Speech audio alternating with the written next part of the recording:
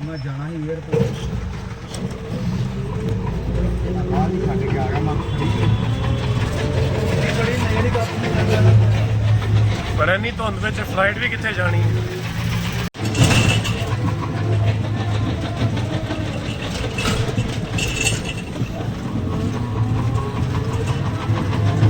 Fog देखो guys कितनी है, ऐसा लग रहा है जैसे मतलब बादलों में आ गए हैं यार।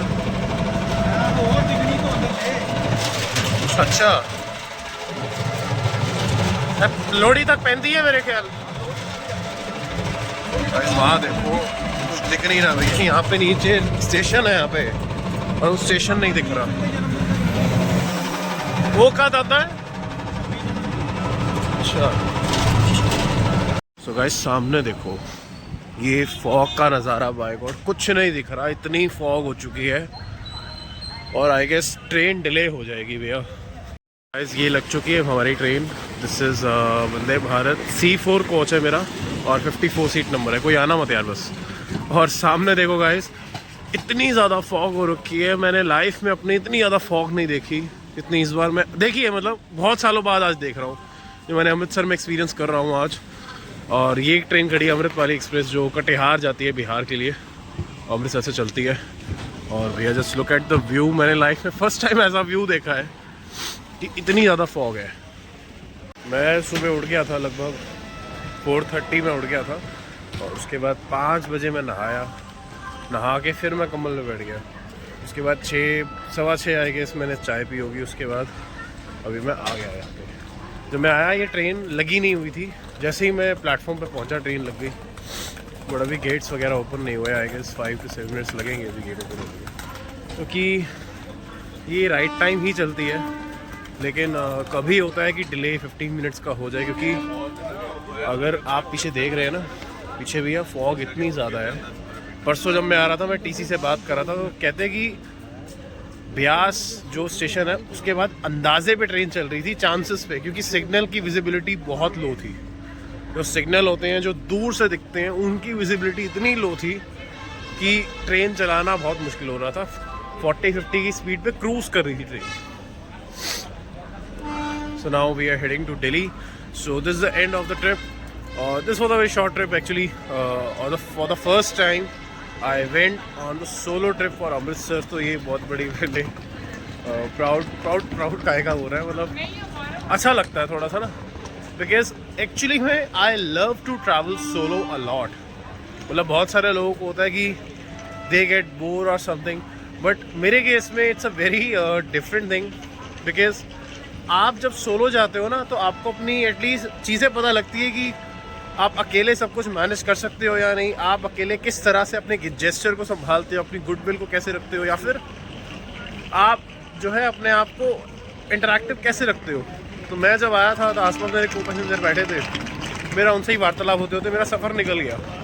तो ये छोटी छोटी चीज़ें होती हैं, आप जैसे जैसे लाइफ में आगे बढ़ते हो ना, I guess I recommend everyone कि आप अपनी लाइफ में सोलो ज़रूर ट्रैवल करो, चाहे शादी हो जाए उसके बाद भी करो, क्योंकि वो चीज़ ऐसी है, बहुत अलग एक्सपीरियंस आपको लाइफ का देके जाती है।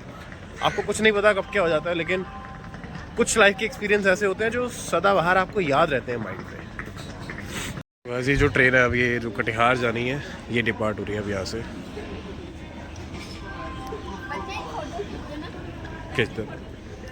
सो गाइस अभी फ़िलहाल ना मेरे को थोड़ा सा चाय पीने का मन कर रहा था, लेकिन प्रॉब्लम ये है भैया प्लेटफॉर्म बहुत ज़्यादा पीछे है।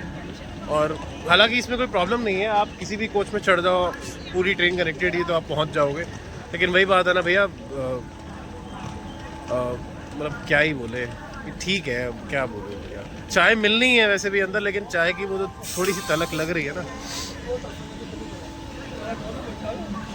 ओके अभी तो टाइम है, अभी 7:56 हो रहे हैं, 8:20 का टाइम है इस ट्रेन का। We have a lot of time. मुझे ये समझ नहीं आता भैया ये डिफरेंस इतना ज़्यादा क्यों होता है यहाँ पे।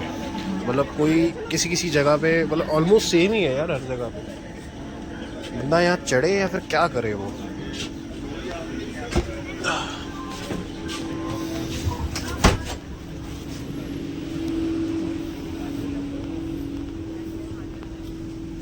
Guys, this is my seat number 54 और सामान मैंने यहाँ पे ऊपर रख दिया। यहाँ पे जो भी मेरा वो था सामान वो भी रख दिया मैंने। I have got this newspaper and I guess this seat is not reserve yet, और ये आई गेस आगे जाके भरेगी ब्यास या जलंधर में कहीं पे। And again I have got emergency seats और इमरजेंसी विंडो। आई थॉट मैं फ़ोन को सामने प्लेस कर दूँ, लेकिन वो हो नहीं पा रहा। और साथ में मतलब मेरे को ये वाली सीट मिली है इस बार, और वैसे मुझे वो वाली मिली थी। यहाँ पे 3 सीट्स लगातार होती है, लेकिन आते हुए एक प्रॉब्लम क्या हुई थी मुझे कि मैं बीच में बैठा था। There was a co passenger at the left side, there was a co passenger at the right side. तो भैया बीच में मुझे जेन्युइनली घबराहट हो रही थी, और उसका रीज़न है कि क्योंकि जब मैं ट्रेन से उतरा तो भैया डिफरेंस बहुत ज़्यादा था टेम्परेचर में। और जब भैया अंदर रेगुलेट करते हैं ये लोग टेम्परेचर, हीटर्स वगैरह वर्क करते हैं, लेकिन बाहर तो कुछ नहीं है। तो अंदर मुझे घबराहट होनी शुरू हो गई थी। ऑलरेडी मेरी बॉडी बड़ी हीटेड रहती है, मैं बहुत गर्म इंसान हूँ, आई एम वेरी हॉट। चलो ओके ठीक है। We have got this Times of India newspaper, पढ़ूंगा थोड़ी देर बाद।